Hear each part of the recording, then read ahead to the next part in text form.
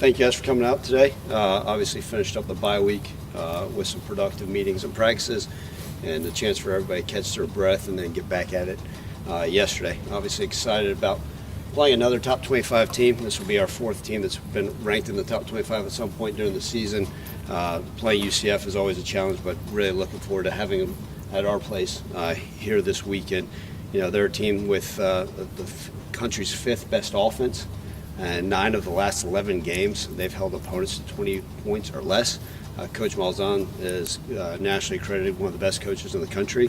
You know, he's a guy I've known for a long time because of Coach Norvell being under his pedigree. So a lot of respect for them and what they're able to do. Obviously, a huge win for them in the conference last weekend. And but really excited to get back at it. And our guys got the right mindset, right approach as we continue a 4-game stretch, but 1 game at a time. With 100% of our focus being on Central Florida. Do you feel like you guys came out of this bye week a little bit more healthier than you went into it? I do. Yeah, I mean, I think that's, anytime you have a bye week that's really week 9, you talk about a lot of football. And training camp started 3 days earlier this year, so you think about it, we've been really going at it since August 1st. And we're always mindful of how we take the approach during the week. I still want to have a physical football team, and we still got to practice hard. But we're trying to be smart with the way we do things. So, yeah, going into this bye week, it gave us a chance to do some modified practices to make sure we are healthy, and I feel comfortable with where we're at from a health standpoint. Prepare for both quarterbacks? Yes, I think you have to. Obviously, look, Keen had a fantastic game in this past game. He also was the same quarterback that whipped us up pretty good last season. I believe he won 9 games last year. So he's shown that he's very, very capable. And then Plumlee is, obviously a threat that can do a lot of things that they obviously thought should have been named the starter at the beginning of the season. So you have to prepare. Both have a unique skill set. Coach Malzahn's going to do what he does on offense, regardless of who his quarterback is.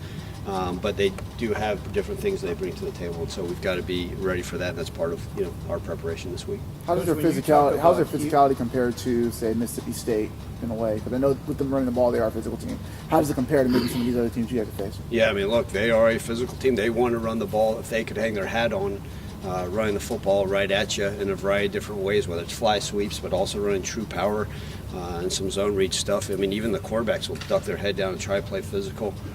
I think you look at a team like that and also a team that's also, I think, 5th in the country in red zone defense and what they're able to do, you say, wow, they obviously are pretty physical because a team that hangs their hat on running the football, plays that well in defense, like I said, with holding 9 of their last 11 opponents to 20 points or less a game. That's what they want to be, and they're very physical. Look, Mississippi State, all the teams we've faced, there's no more teams that are no longer just air raid and play drop 8. So it'll be another physical opponent on our schedule. Does it compare specifically though to any of the teams you faced because of how much they want to run you guys now? Yeah, I mean there's some Navy elements to them with what they do with the zone read stuff and the triple option element of RPO game with what they want to do. They also want to get downhill at you. I mean, Bowser's a big running back that he wants to bury his shoulders and try to run you right over. So there's some comparisons with the way they want to try to run the ball, but then they have the ability to spread you out. They've got athletes, and they've got some of the stuff with Houston with what they're able to do with fly sweep motions, different things, sleight of hand stuff, whether it's a handoff to the fly sweep guy, whether it's a power read, whether it's a quarterback keeping it. So what they want to do is get your eyes going 1,000 different ways. So this is one of those games that you got to be really disciplined with your assignments out on defense. Are you able to watch a little bit more film than a typical week, not having a weekend where you had to play a game? Yeah, it was. So Saturday gave the staff off. Obviously Friday we were recruiting. Saturday gave the staff off, and I told myself, don't watch the Cincinnati UCF game. Just try to catch your breath and be a normal human. But of course, watched it and taking notes. But it also allowed yesterday when the staff was back in, we weren't breaking down the previous opponent of who we played, right? And so we were able to jump right back in and really study what Cincinnati UCF game, some of that stuff, and then continue to go back and make sure some of our initial thoughts versus UCF align with what we want. Obviously, tweak some stuff to be able to go. But yeah, you're able to watch them, and there's always that age-old question: am I watching too much film? Right? I mean, sometimes you get caught up in, okay, we can do this, we can do that, we can do this, they can do that. And then all of a sudden you find yourself chasing ghosts. I've kind of talked about that, at one point, just studying some of these other opponents, but just really being honed on what can our guys do and what can they execute at high levels. On that subject of watching too much film, you get the East Carolina UCF game, and obviously you had just played East Carolina, and East Carolina found a way to beat them. Do you look at that and what they did defensively against you? Yeah, so what we'll do is we normally look at, obviously same D coordinator as last year, so I always think it's important. I always go back and watch what they do versus us last year, because they obviously had a lot of success versus us last year, but then you say, well, what changes has this defense coordinator made this year that make them a little bit more unique and actually a better defense? And so you look at that and then you say, okay, well, what success did East Carolina have? Well, the biggest thing, if you go back and watch that East Carolina game, the way the game got that way was because of turnovers. And that's, UCF is one of those teams that had they not turned the ball over, just like a lot of teams, right? I say the same about it.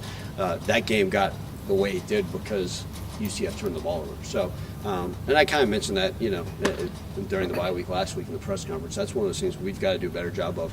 And it goes back to a self-reflection, right? Over the last 3 games, 7 turnovers and 1 takeaway. We've got to get that trend reversed, and what a perfect time to try to get that done versus UCF, because that's going to give us another opportunity, because they are a very, very talented team. There's something about this team where you guys play these kind of like big home games, whether it was UCF 2 years ago or SMU last year being ranked here. What do you think it is about your guys with these kind of games where obviously you take every game seriously, but what is it about these kind of games where you see the level of play kind of meet the moment a little bit? Yeah, and I think, Evan, it's one of those things, like you sit there and you study and you talk to other coaches, right? Why does momentum affect teams, right? The 18 to 23-year-old, but it affects everybody. It affects people no different than the question going back, like, does all the outside noise affect you? No, because it can't. I mean, I'm up in my office dialed in. I'm not on social media all day worried about what's being said. It's no different like in games, right? It shouldn't matter who you're playing. If you're playing, no disrespect, Rhodes College, awesome. Or if you're playing Alabama, right, the level to get up should be the exact same. The reality of it is there's momentum that occurs. There's a mindset, there's an approach that occurs in college football. It's all the time. Like, why did this school go out there and play flat versus that team? Well, maybe they weren't as fired up.